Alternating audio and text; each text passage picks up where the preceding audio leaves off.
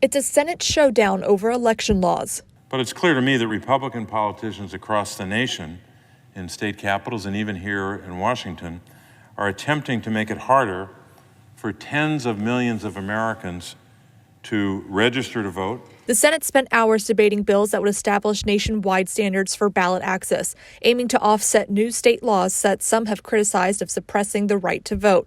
Republican Minority Leader Mitch McConnell criticizes the other side of the aisle of not focusing on more pressing issues like inflation, COVID, and the Russia-Ukraine threat. Instead, they've been consumed by a fake panic over election laws that seems to exist only in their own imaginations. Democratic Majority Leader Chuck Schumer fires back, saying there is a nationwide crisis for voting rights. Why are states from Texas to Montana restricting the number and hours of polling places? Is that not suppressing the vote?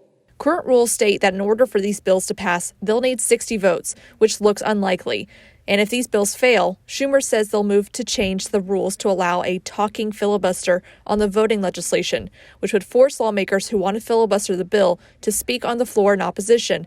At the end of that, the Senate would be able to allow a final 51 senator majority vote instead of the 60 currently needed to move forward with that legislation. Republicans have opposed the rule change, including a couple of Democrats, making it very likely both voting rights legislation and the filibuster rule change to fail. The Senate rules should not be bent or broken to achieve strictly partisan wins. At the Capitol, Rachel Knapp reporting.